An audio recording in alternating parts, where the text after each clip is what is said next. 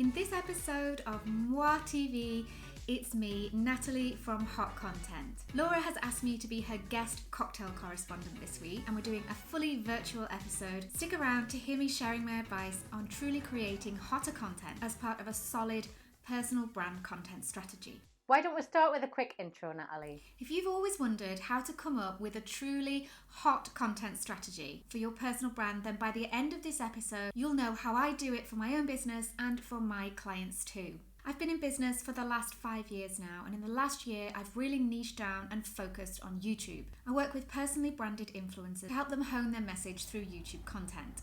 I have my own channel called Natalie Hailey, which you can subscribe to today, and the lovely Laura is going to put a link to the channel in the show notes below.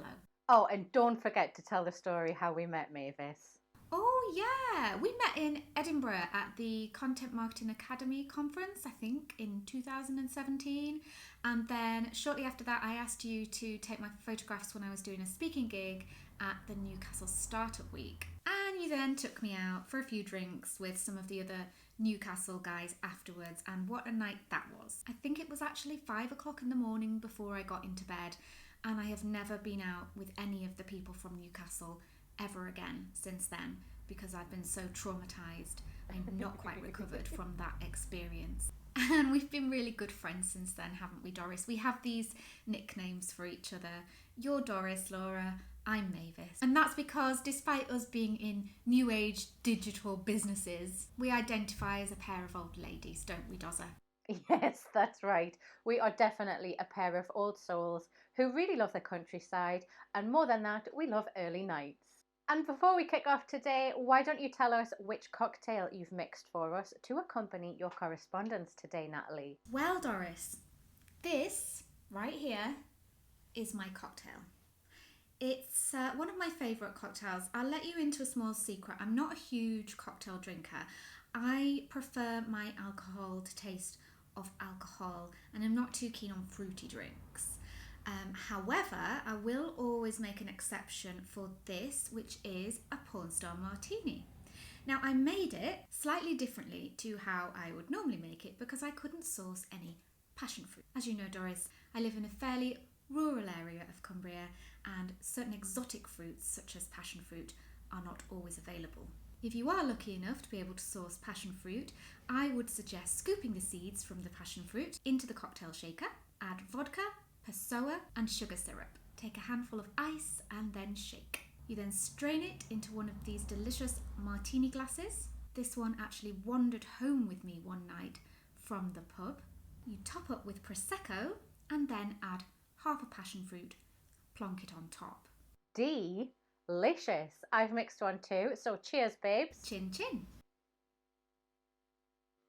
Okay, so let's talk about personal branded content strategy then, Natalie.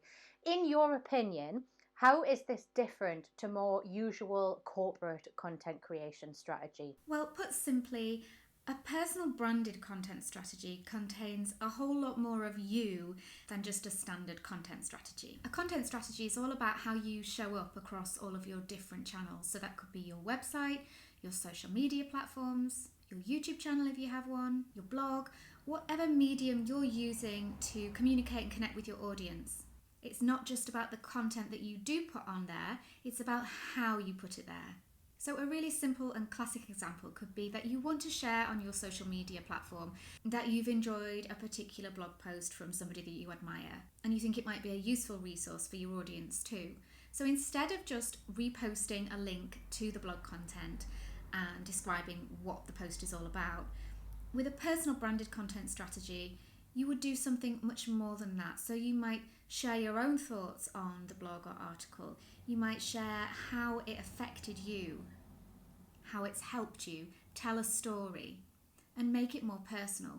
Generally as well, with a personal branded content strategy, there's much more of the behind the scenes. So obviously the whole idea is that we want people to get to know us as people. We want that image that we put across on social media to be truly us. And so behind the scenes content is a really, really powerful way of letting people in, of building trust, of letting people see what life is really, really like for us, and not just this kind of facade on social media. And I know, Laura, that you mentioned in last week's video about 5 different themes for coming up with a personal brand. So I think it's really important for people to kind of think about how they want to work and develop their personal brand, and to come up with some key things that genuinely define you as a person, and how you can then take those either personality traits or interests, whatever it may be, take those traits and actually then begin to integrate them into your personal branded content strategy and convey them across all of your different social media channels and platforms. And how does having this kind of a strategy with your content help to build the influence you have as a personal brand? That's a good question, Doris. Before I go on, I'm just going to have another sip of my cocktail.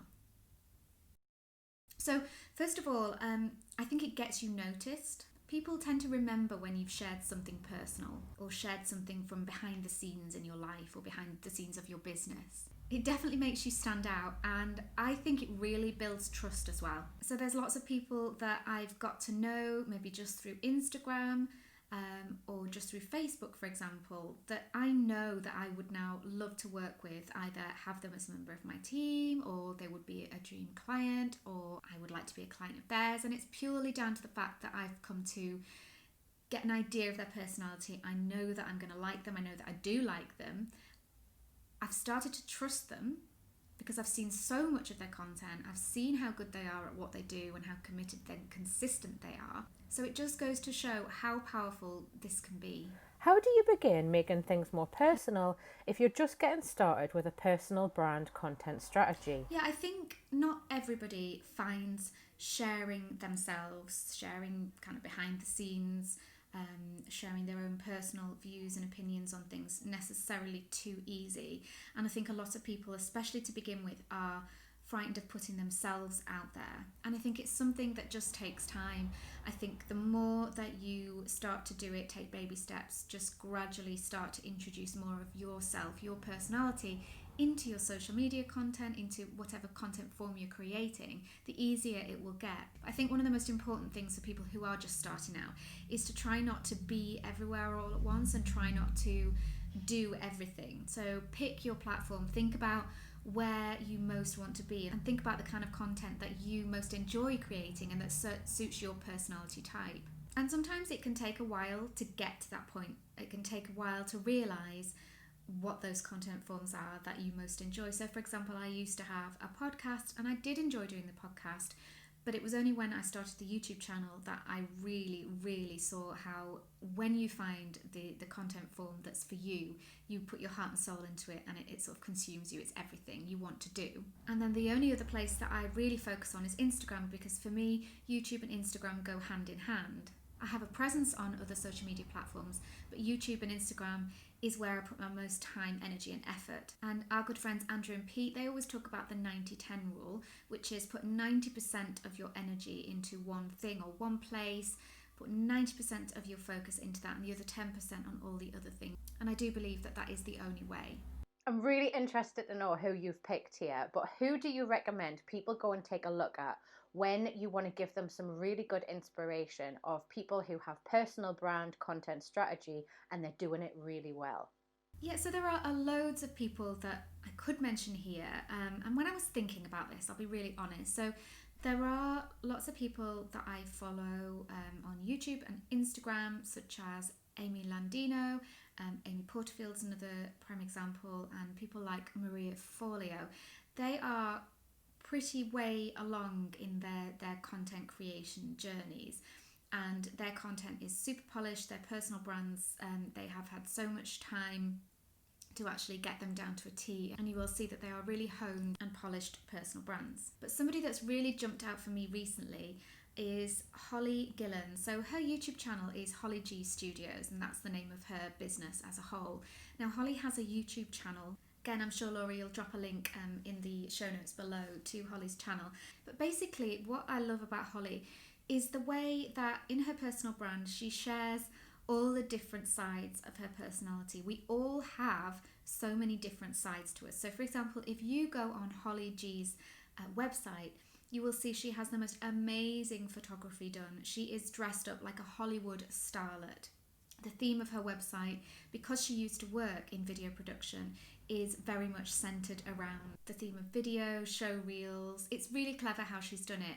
And she herself is so, I mean, she's beautiful anyway, but on her website and her photography, she's so beautifully made up and so glamorous, like a screen siren. So it's really clear on her website what industry she's in, how she can help you. She basically coaches people on becoming better YouTubers. However, if you follow Holly on Instagram, you'll see much more of the everyday Holly. So Holly has already a toddler, a little boy, but she's just recently had a newborn baby.